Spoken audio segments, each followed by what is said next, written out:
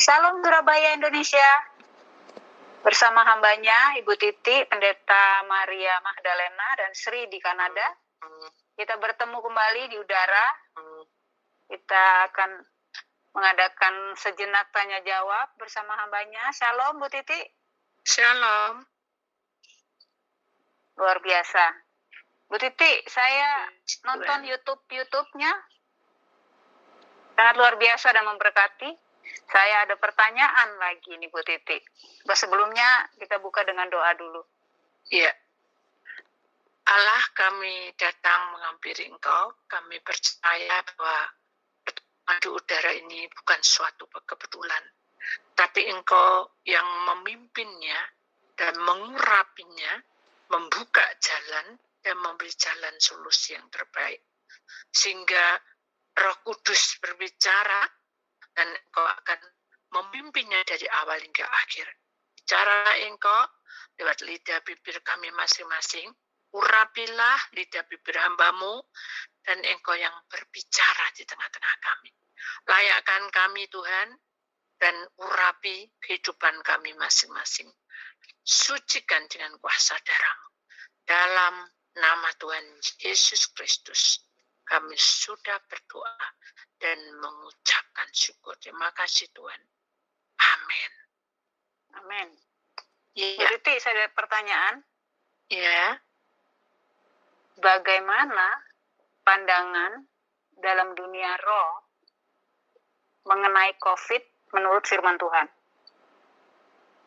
Ya, manusia ini terdiri dari tubuh lahiriah, roh yang penurut, juga jiwa yang mudah terbawa dengan perasaan hati, pikiran. Jadi, kalau kita membahas mengenai pandangan dunia roh, mengenai COVID, itu membawa dampak yang sangat tidak menyenangkan sekali. Kenapa? Karena tubuh yang panah tidak siap menghadapi perkara ini. Terjadi suatu contoh aja korban yang membuat ada rasa khawatir dengan COVID ini. Teman, saudara, orang tua, kita merasa was-was dan selalu merasa ketakutan terus-menerus. Sekarang, mari kita membahas di dunia roh mengenai COVID di dalam firman Tuhan. Mengenai tubuh fana, ini memang tidak kekal. Kita akan membaca di dalam Efesus 6 ayat 12.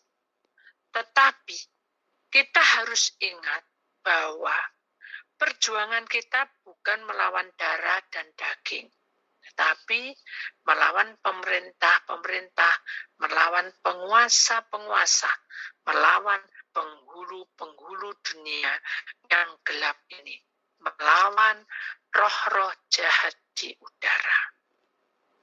Yang artinya tubuh manusia ini bersama Tuhan harus berani dan bisa melawan pemerintahan iblis.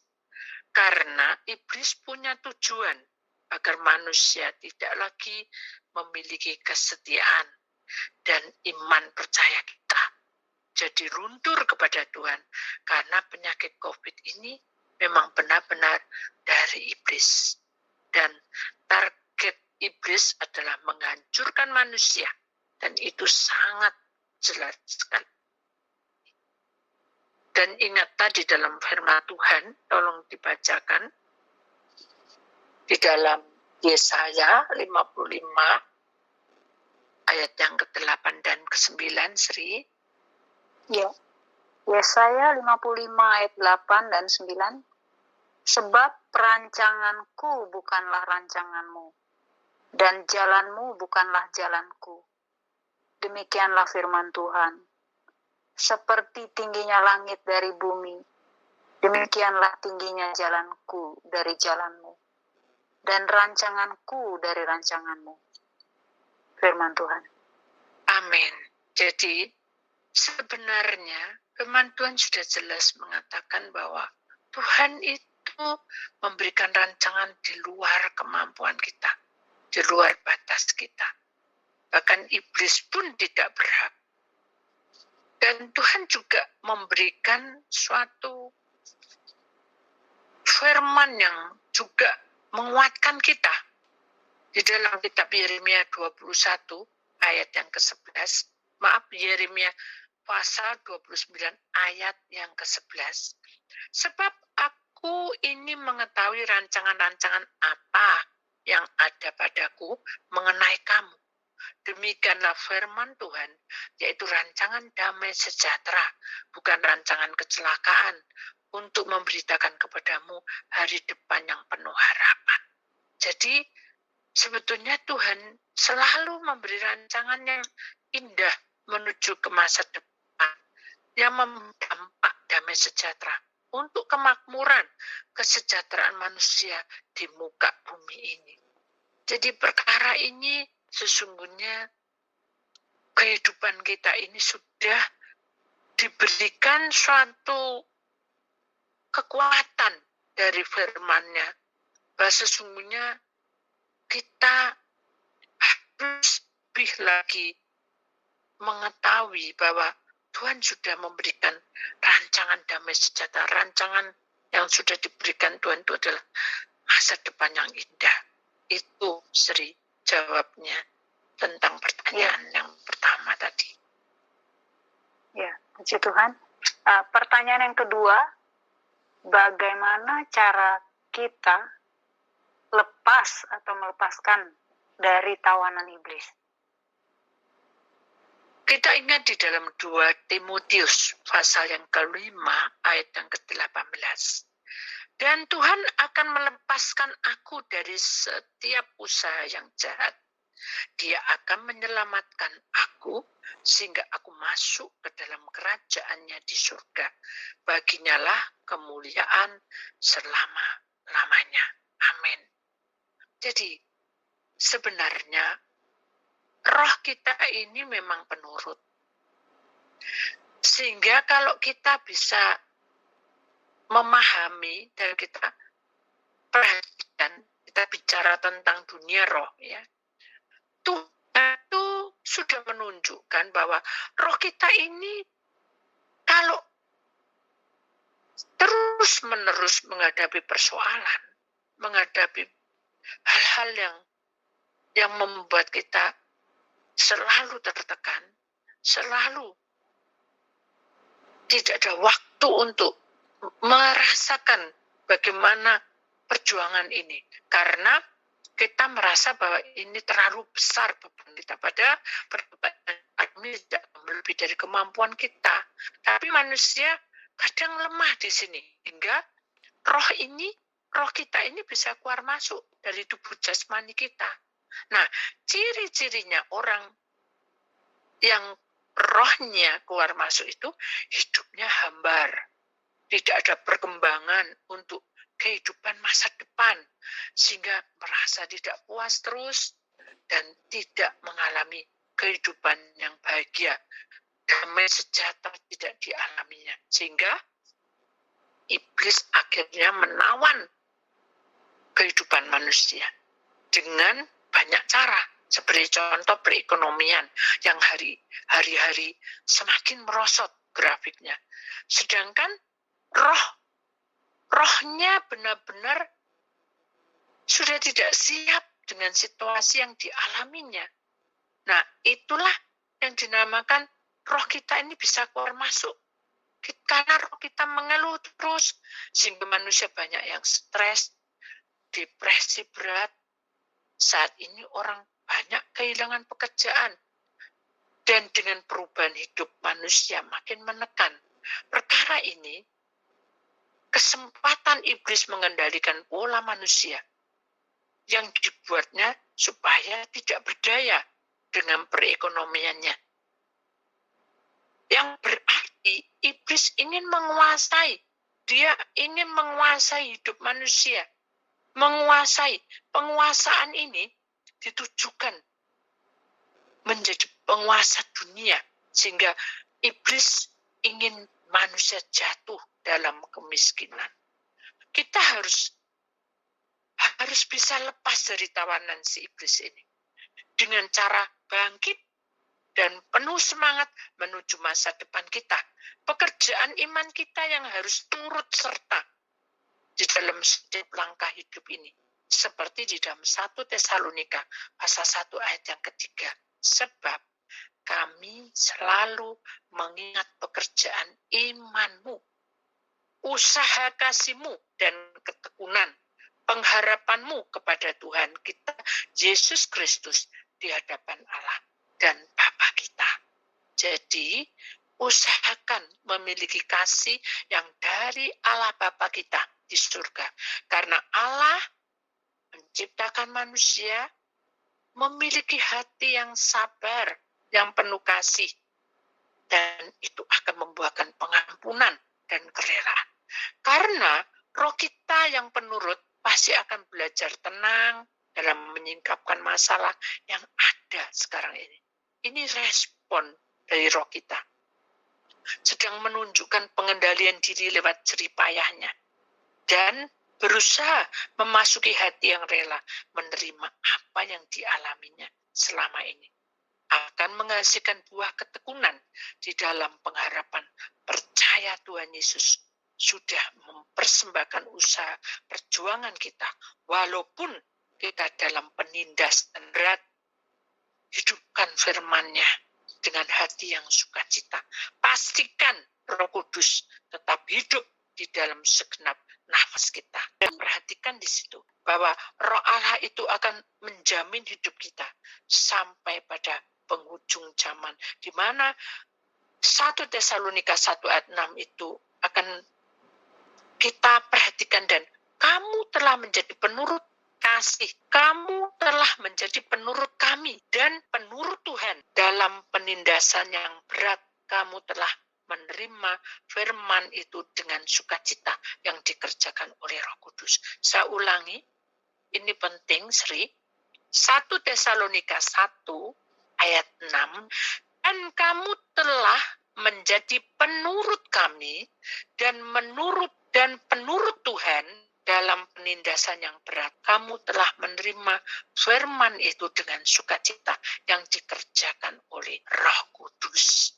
Ya, jadi kesimpulan singkat untuk mengawali lepas dari tawanan iblis ialah hati yang rela, sukacita, mengampuni, dan memiliki tujuan hidup. Apakah seperti itu, Bu Titi? Benar sekali. Supaya proses jiwa kita tidak goncang. Ini kita ambil terjeleknya ya. Kalau manusia tidak menyadari untuk hidup melakukan perintah Tuhan yang di atas yang kita sudah terangkan tadi, maka manusia akan tidak mendapatkan pemulihan. Manusia tetap rohnya tidak ada pemulihan di situ. Dan tetap berantakan. Hidupnya menjadi pemberontak dan tidak berubah untuk bangkit. Bisa-bisa tergoncang jiwanya karena peringkat tingkat pikirannya tercurah dengan kejenuhan yang tidak habis-habisnya. Tindakan ini bahkan bertambah-tambah jalannya seperti buntu. Itu tanda sudah menginjak peringkat tingkat tinggi, membuat ngedrop dalam pikiran kita. Juga hati sudah tidak menentu, tidak yakin lagi bisa mengatasi duduk perkara ini. Maka penghulu-penghulu dunia yang gelap ini siap memasuki. Contohnya, manusia jauh dari Tuhan, cenderung iblis intai kita pada akhirnya tertangkap untuk memasuki roh-roh yang tidak benar. Apa aja contohnya, Bu? Roh putus asa, bukan dari Tuhan. Roh amarah, perangannya berubah jadi brutal, itu bukan dari Tuhan juga. Roh pemberontak, roh tidak puas arahnya, langsung aja kita terbuka. Mereka tidak puas, akhirnya mereka mencari hal-hal yang melanggar, yaitu perdukunan. Tanda bahwa ini adalah hal yang tidak baik. Demikian juga kami tahu bahwa persoalan ini tidak mudah, karena roh pemberontak itu akan mengintai kita. Roh tidak puas arahnya, keperdukunan itu akan ada di dalam hidup kita. Dia akan tanya pada paranormal tentang nasib ke depan.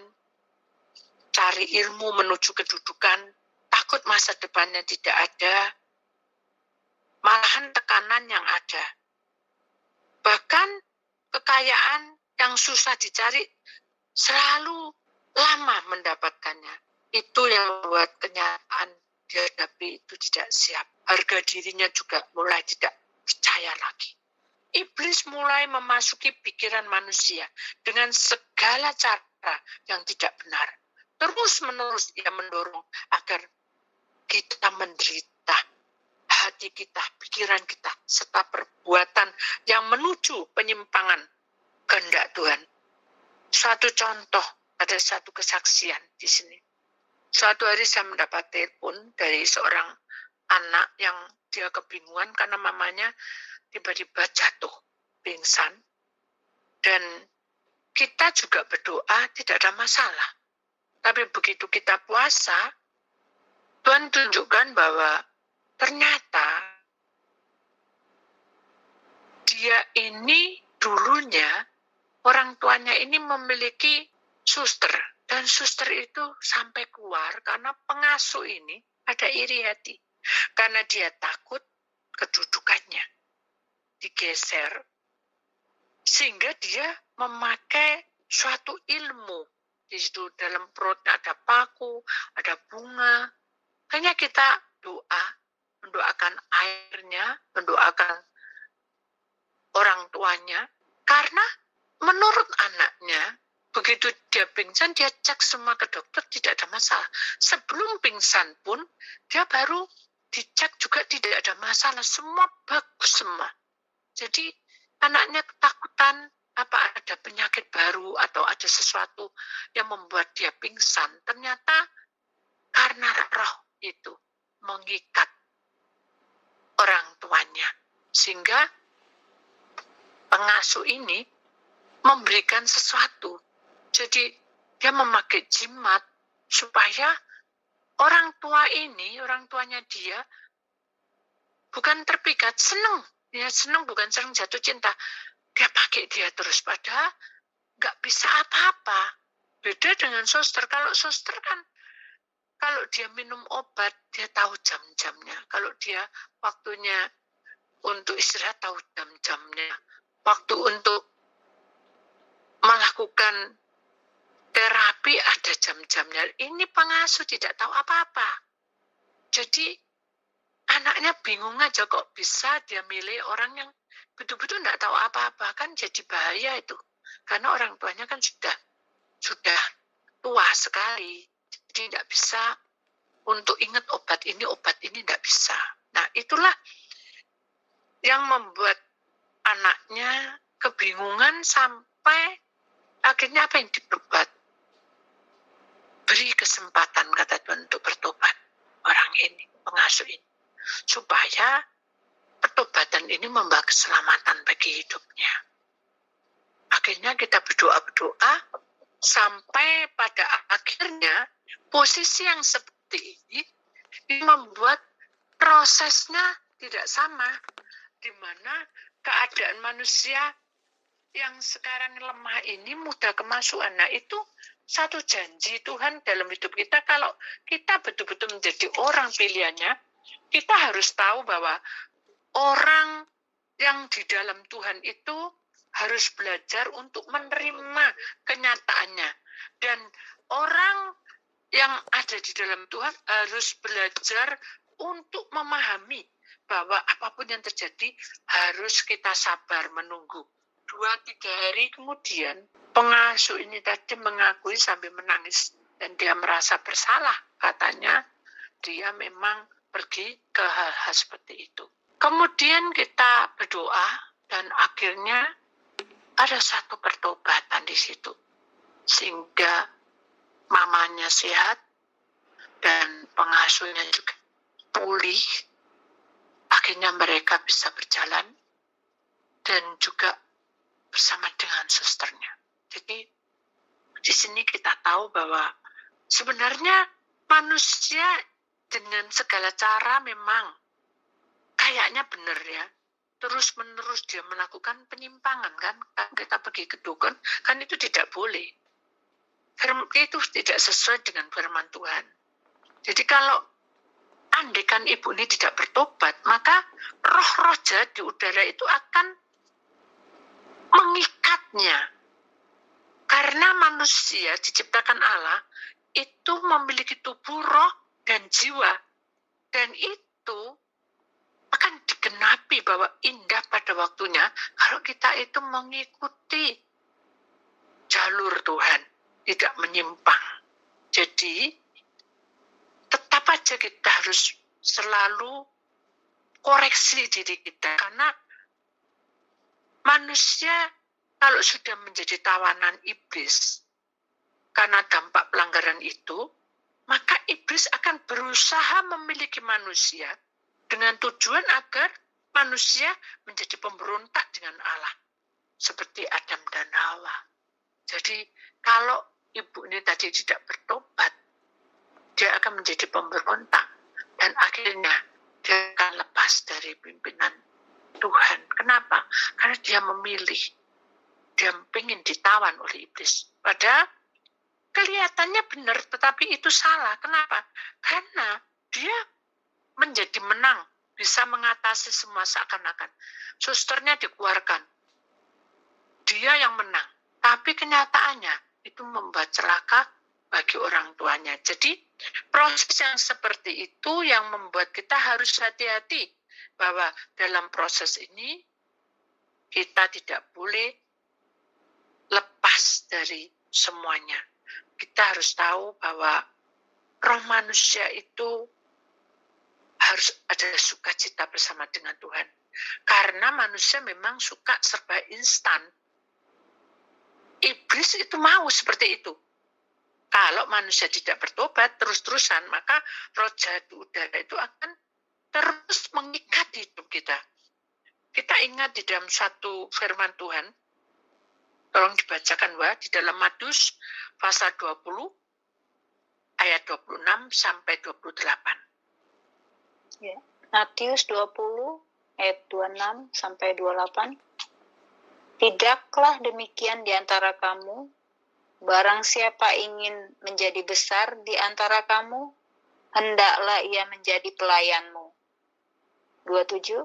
Dan barang siapa ingin menjadi terkemuka di antara kamu, hendaklah ia menjadi hambamu. 28. Sama seperti anak manusia datang, bukan untuk dilayani, melainkan untuk melayani, dan untuk memberikan nyawanya menjadi tebusan bagi banyak orang. Amin. Jadi, di saat COVID lagi melanda di kehidupan kita, harus lebih dihidupkan ketaatan pada firman-Nya. Pertama-tama, tubuh harus tahan uji, siap melayani, tetap sehat. Sebagai imam, kepala rumah tangga, harus bertanggung jawab, melayani. Sebagai istri, juga melayani keluarga. Sebagai anak, mempertanggungjawabkan dalam beban dia, dalam pekerjaan, dalam rumah tangga, orang tuanya, bahkan mungkin dia punya pacar, ya, dia harus mempertanggungjawabkan kekudusannya. Sebagai pekerja, harus tetap minum vitamin, selalu sehat, tetap sehat, walaupun mungkin hanya online aja. Mungkin kita tidak bertatap muka, tetapi kita harus punya tanggung jawab itu. Kemudian yang kedua, roh itu harus memperjuangkan walaupun suka dan duka. Sekalipun kita merasa bahwa roh ini capek, kau tuh nurut. Tadi yang saya uraikan di atas, semuanya ini nurut ya, semua nurut. Roh itu penurut, tapi bisa jenuh, bisa keluar masuk. Maka itu, mari kita harus memperjuangkan tetap tinggal di dalam tubuh kita roh. Bagaimana caranya? Harus sukacita, harus menerima, melayani dengan ucapan syukur, harus rela berkorban, menerima semua itu. Kemudian yang ketiga, jiwa tetap setia. Jiwa itu pikiran, perasaan, keadaan. Kita ini bisa merasakan sesuatu, itu jiwa. Maka itu kita ingat di dalam Amsal pasal 3 ayat 5 dan 6. Percayalah kepada Tuhan dengan segenap hatimu. Dan janganlah bersandar kepada pengertian sendiri. Akuilah dia dalam segala lakumu, maka ia akan meluruskan jalanmu. Amin. Jadi, Sri, ini tanda bahwa sesungguhnya kehidupan kita ini jangan sampai kita terbawa, ditawan oleh penguasa-penguasa kegelapan itu. Biarlah Tuhan selalu memberkati kita semua. Amin. Puji nama Tuhan. Ya. Bagi saudara-saudari yang ada di Indonesia, yang ada di seluruh dunia, yang ingin berdoa, konseling, membahas firman Tuhan, dapat menghubungi hambanya Ibu Titi di nomor telepon 62 812 30 11 3322. Kami akan doa dulu ya. Ya. Allah Bapa yang bertata di dalam kerajaan surga, kami percaya bahwa kuasa-Mu dahsyat, Roh-Mu memimpin setiap pribadi kami. Kami satukan iman kami memohon kepadamu, beri kekuatan bagi pemerintahan Indonesia saat ini. Beliau, Bapak Presiden dan Wakil Presiden, juga semua jajaran pemerintahan, dari menteri, gubernur, wali kota, kecamatan, kelurahan, RT, RW, yang mengemban tugas yang mulia ini. Untuk demi kemakmuran Indonesia, beri kuasa-Mu bekerja dalam menjalankan tugas mulia ini. Tuhan, kuasa-Mu bekerja di atas kehidupan kami semua. Beri hikmat beliau-beliau ini. Turunkan kuasa dari surga. Pimpin, ya Allah. Sertai, jagai Indonesia ini. Beri umat-Mu, seluruh Indonesia ini, kesehatan. Demikian juga beri kekuatan, beri jamahan-Mu. Kami saling menolong, saling mengisi, saling menguatkan, saling menghibur. Demikian juga kami berdoa, beri juga kesehatan bagi semua para medis. Antara lain kedokteran, perawat, dan semua tim yang terlibat dalam kesehatan diberikan Tuhan kekuatan tubuhnya. Kami juga berdoa saat ini bagi mereka-mereka yang ada di rumah sakit maupun isolasi mandiri yang kena COVID. Biarlah Tuhan kuatkan iman percayanya. Tetap semangat Tuhan, dan kami serahkan obat-obatan dan minuman, injeksi yang dipakai, vitamin yang diminumnya juga, segera Tuhan pulihkan. Pulihkan mereka, sembuhkan. Demikian juga kami percaya Tuhan pasti buka jalan buat perekonomiannya Indonesia ini. Jamah dan pulihkan kembali sehingga Indonesia menjadi aman, makmur, tentram, bahagia, dan kami percaya hidup selalu diberi kesehatan. Kami bersyukur karena Engkau baik dalam segala perkara, sehingga kami satukan iman kami bersama Engkau. Biarlah Engkau akan menangguli Tuhan virus COVID ini, supaya perjalanan kami, Tuhan, tetap menjadi pemenang. Kami yakin, Tuhan, bahwa Engkau selalu memberikan urapan di tengah-tengah kami. Engkau akan menjamin kami menjadi orang-orang pilihan-Mu, sehingga iblis tidak menawan kami. Tetapi kami menjadi bahagia karena Tuhan ikut campur tangan. Terima kasih Tuhan, berkatilah Tuhan kehidupan kami. Berkatilah rumah tangga kami. Berkatilah Tuhan keluarga kami yang jauh maupun dekat. Kami percaya bahwa Engkau ada di pihak kami. Kerajaan Allah menjadi bagian kami. Kami percaya. Kami serahkan semuanya ke dalam tangan-Mu, karena Engkau ada di pihak kami.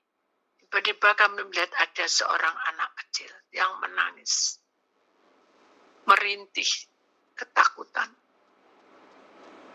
Tuhan, kuasailah anak ini, beri perlindungan dan kekuatan. Hingga anak ini Tuhan, diberikan Tuhan, kesembuhan, kesehatan, dan jamah, agar anak ini sembuh total.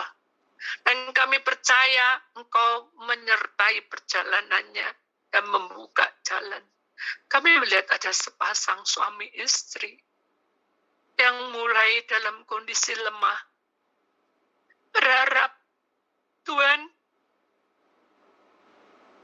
kuasai aku. Aku sudah tidak tahan lagi. Kuasailah hidupku, agar aku bisa ikut Engkau. Kami melihat urapan Tuhan bekerja. Jangan takut. Malaikat Tuhan turun. Tu etisika etapahna etusika latoma. Hari ini juga aku mengangkat segala penyakitmu dan bangkitlah kamu, karena aku menyertai kamu. Kami melihat Roh Kudus turun dan menjamahnya. Kami melihat ada warna-warna yang hijau, kekuning-kuningan keluar dari lidahnya. Dan kami percaya penyakit-penyakit ini dihancurkan semuanya. Kami yakin Tuhan ada di pihak kami. Tuhan beserta kami. Tuhan jamah. Tuhan pulihkan keadaannya. Tuhan menangkan suami istri ini. Tuhan bangkitkan kembali. Kami melihat Tuhan, sepasang suami istri jatuh tersungkur dan mengucapkan syukur karena Tuhan ada di pihaknya. Kemudian kami melihat ada seorang bapak yang rapuh dan berkata, aku sudah tidak bisa mampu lagi karena aku stroke, Tuhan.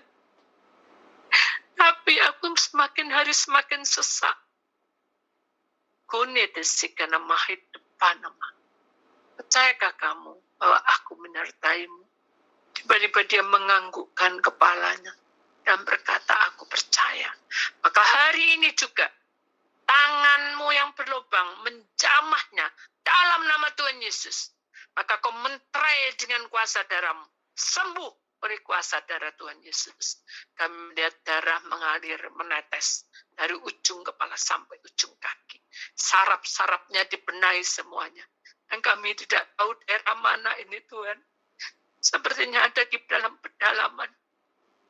Kuasai ya Allah, kuasai. Kami melihat urapan Tuhan memenuhi tempat itu dan dikuduskannya dan diurapinya. Kami melihat jamahan Tuhan turun di tengah-tengahnya dan membuka tingkap-tingkap langitnya, menghalau semua saraf-saraf yang sudah kaku. Hari ini juga Tuhan pulihkan sesak-sesaknya. Keluar, lepaskan semuanya, buang ke tengah lautan lepas yang tidak bisa dijamah oleh manusia. Penyakit-penyakitnya dihancurkannya. Dan melihat urapan Tuhan memenuhinya. Jaminan Tuhan menyertainya.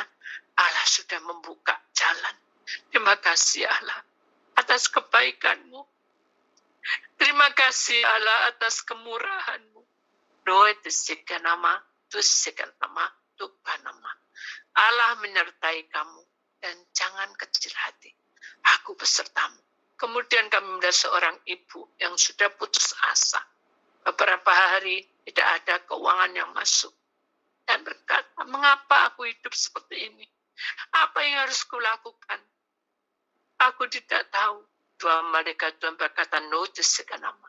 Berserahlah dan serahkan semua khawatirmu kepadaku.